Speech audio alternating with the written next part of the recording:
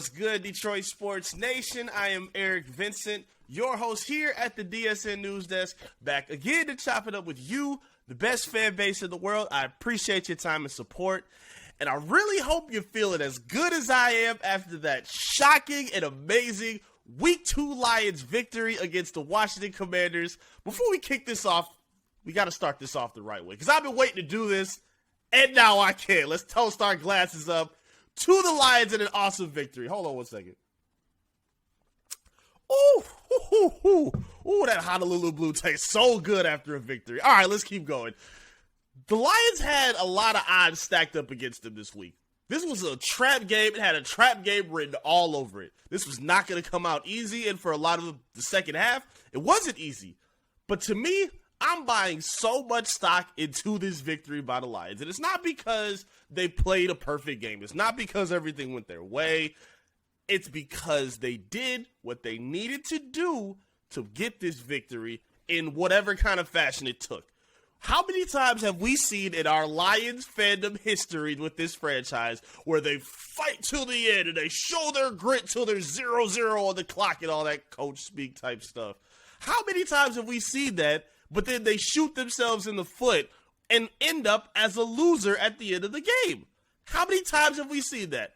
A countless number of times that we can't even put into a number right now. So in this game, where things didn't necessarily go perfect throughout the first quarter through the fourth, the Lions weathered the battles, the storms, the adjustments, and they still were able to come out with a victory.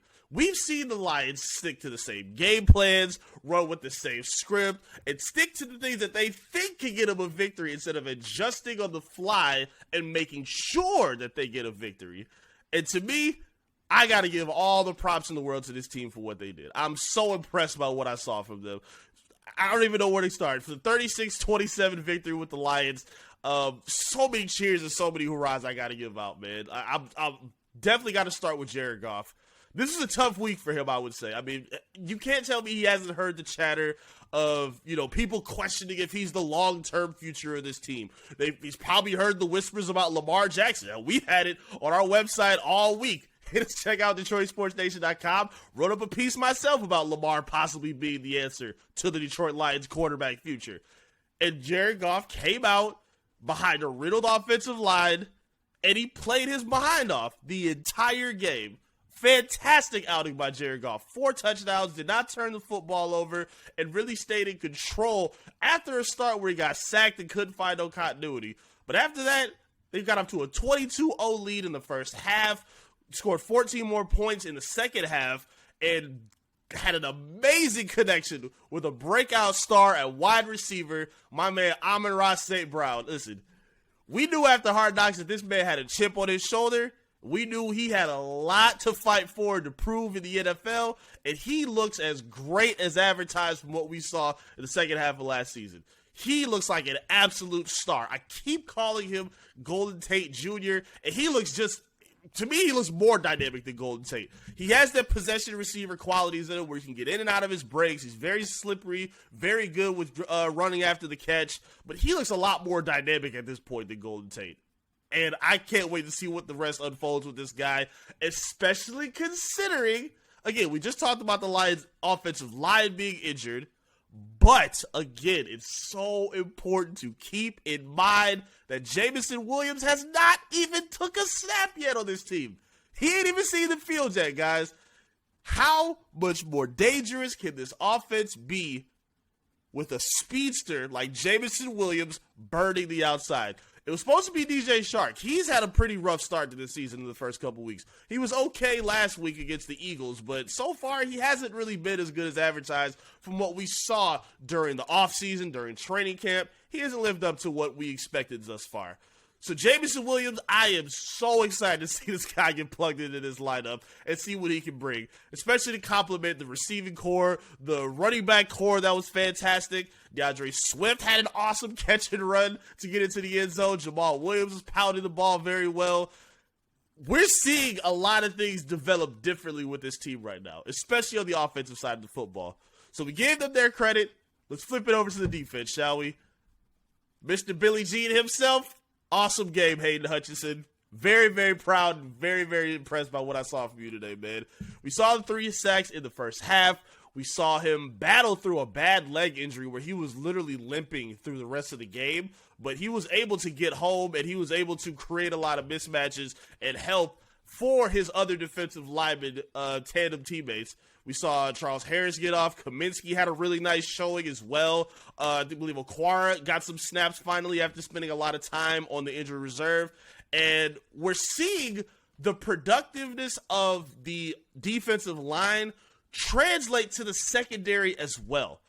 Jeff Okudah is playing the best football of his career, and I don't think it's strictly because of just him. Now, granted, he's doing well with his technique, being physical with receivers, and some damn good receivers he's been playing against. With Devontae Smith, Terry McLaurin, you saw a little bit of A.J. Brown against the Eagles. He's been playing against some pretty stellar competition.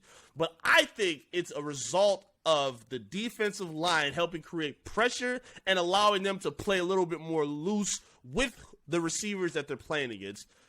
I believe last week was a little bit more of a testament of having to deal with a mobile quarterback of a Jalen Hurts.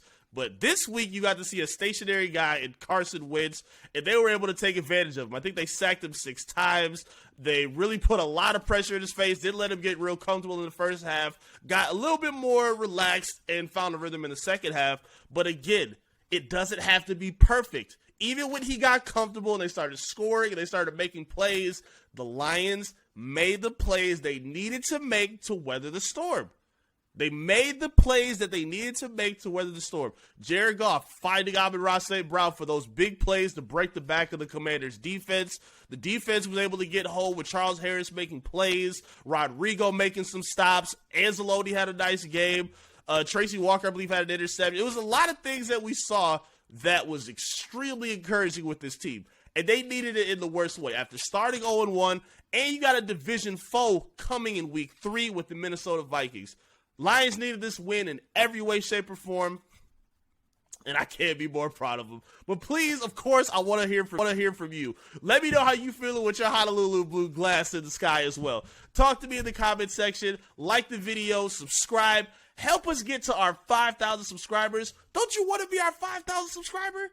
Lock in and subscribe with us so we can keep bringing you this awesome content. And again, hit me up on the video. Let me know how you feeling about this Lions victory and how they performed this past week. Let me know how you feeling. Talk to us on our social media, Facebook, Twitter, Instagram, TikTok, all that good stuff. Make sure you're searching and following Detroit Sports Nation and give me a follow as well so I can tap in and talk to you at I am Eric Vincent. Shout out to all the Lions Twitter, man. Y'all are so goated, especially after a victory. It's no better place to be than on Lions Twitter. But again, talk to me. I love to hear from you about your thoughts from the game. Subscribe, and I cannot wait to lock in and be back here with you right here at the DSN News Desk. Peace.